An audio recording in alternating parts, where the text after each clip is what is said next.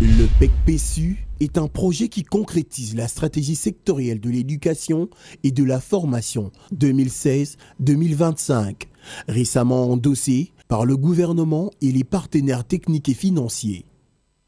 C'est un projet de 6 ans, financé à hauteur de 200 millions de dollars américains par la Banque mondiale. Il implique 3 ministères. Le ministère de l'enseignement primaire, secondaire et professionnel, l'enseignement supérieur et universitaire, et celui de la formation professionnelle, métiers et artisanat. Et cible 12 provinces dont le Kwango, le Kwilu, la Chopo, l'Ituri, le Haut-Touélé, le Haut-Katanga, le Lualaba, le Kasaï central, l'Équateur, le Sud-Ubangui et Kinshasa.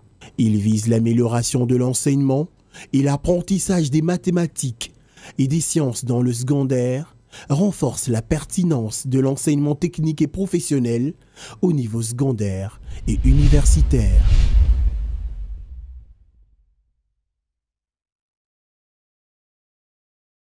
Dans ma vie, je me suis toujours dit que je veux être médecin et faire la pédiatrie.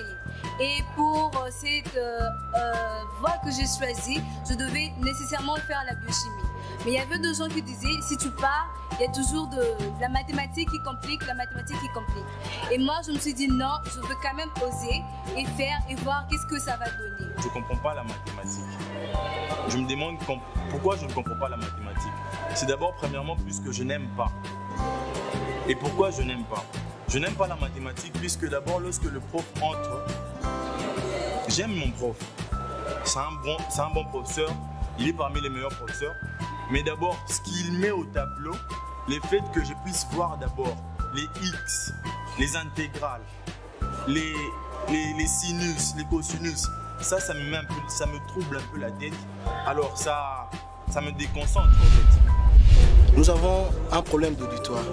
À l'ISPT, nous avons au moins, si je peux prendre en général tous les 2 cycles de formation, nous avons 9 promotions qui, si nous pouvons compter les auditoires, qui se disputent au moins 4 auditoires. Notre bibliothèque. La bibliothèque, c'est une bibliothèque qui est vraiment pauvre. Nous n'avons pas de documents. En tant que technicien aujourd'hui, la technique s'apprend dans les laboratoires. Nos laboratoires ne sont pas équipés. Nous connaissons des problèmes d'ordre divers. Nous sommes un département des sciences, mais nous avons souvent rencontré des problèmes en ce qui concerne les volets de l'organisation des travaux pratiques, tout simplement parce que nous n'avons pas suffisamment de matériel et lorsque nous en avons, généralement il s'agit d'un matériel qui est déjà vétuste, sinon même obsolète. Alors, donc c'est un problème réel pour la formation de nos étudiants qui sont appelés à devenir des enseignants pour les niveaux secondaires.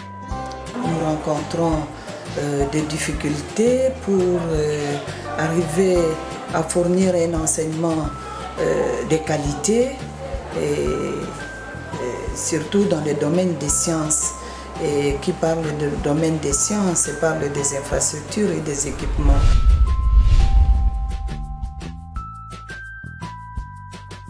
Les défis du PEC-PSU sont l'élaboration de nouveaux cadres stratégiques de l'enseignement secondaire, la modernisation des programmes du domaine des sciences, donc sciences et mathématiques, pour l'enseignement secondaire général des options scientifiques, l'élaboration des guides de l'enseignant qui doivent accompagner ces programmes, l'élaboration des nouvelles normes de laboratoire qui seront disponibles pour la République et la réhabilitation des 36 établissements de l'enseignement secondaire options scientifiques ont été ciblés par le projet. Le PEC-PSU va mettre tout le moyen possible pour que le secrétariat général à l'enseignement technique et à la formation professionnelle puisse mettre en place un cadre cohérent de politique qui permet à ce que demain nous puissions avoir un enseignement technique et de formation professionnelle de qualité. En plus de ça, le gouvernement, à travers le secrétariat général, va en fait renforcer le partenariat public et privé entre le monde du travail et l'éducation.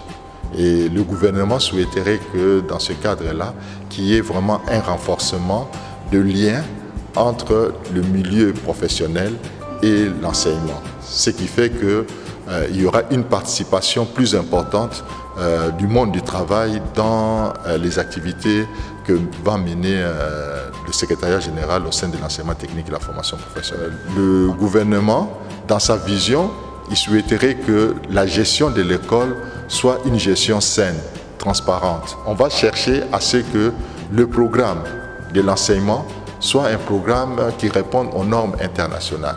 Et il y a une révisitation qui sera faite au niveau du programme. Et là, nous aurons le programme d'agriculture qui sera totalement révisé.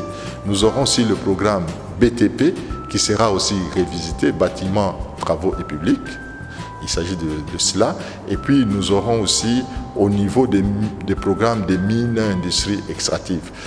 Et puis, à la fin, il y aura tout ce qui est connexe. Donc, toutes ces filières-là, nous allons avoir des programmes modernisés qui permettront à ce que l'enfant qui termine ses études au niveau de l'enseignement technique soit vraiment utilisé dans la société et qu'il soit capable aussi de créer lui-même son propre emploi. Et le secrétariat général, à travers le ministère, va mettre en place un cadre national de certification et de qualification pour qu'on puisse qualifier correctement les gens et puis que chaque métier puisse avoir une certification. Ça permettrait en fait de redorer l'image que l'enseignement technique et la formation professionnelle disposent. La nouvelle vision demande à ce que chaque école puisse disposer de ce que nous appelons un plan de développement. C'est-à-dire l'école doit rayonner à travers le milieu où il se trouve. Pour qu'il rayonne, il faut que la communauté participe à l'élaboration des plans de son développement. C'est-à-dire, on doit, comme on cherche l'excellence et la qualité, la communauté doit pouvoir nous dire qu'est-ce qu'ils veulent de leur école pendant toutes ces années-là.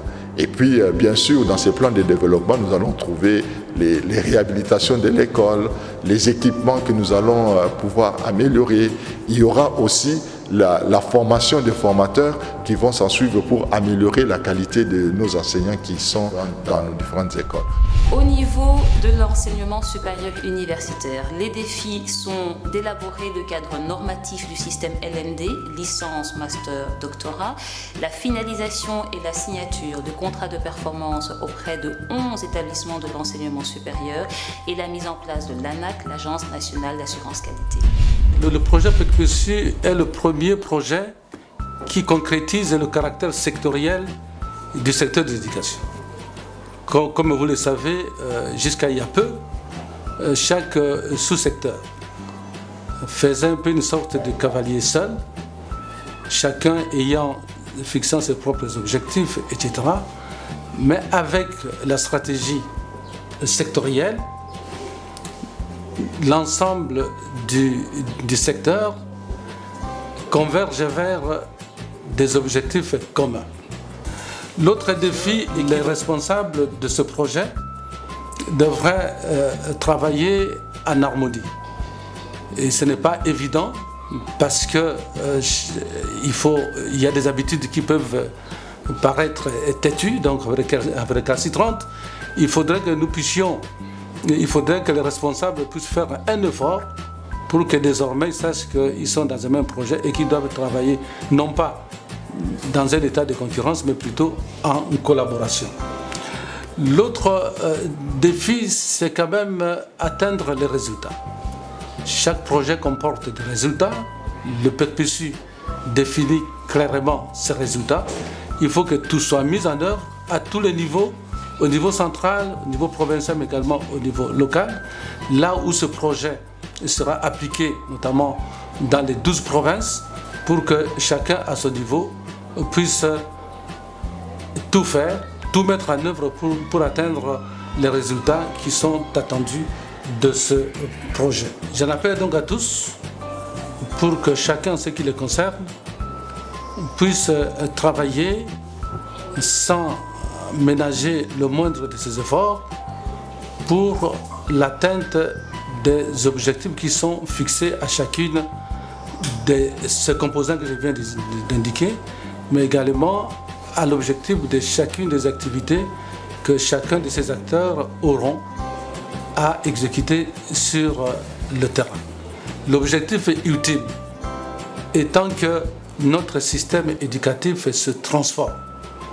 Et cette transformation se vivra où? Dans la classe. Donc tout devrait être mis en œuvre pour que la qualité des apprentissages s'améliore.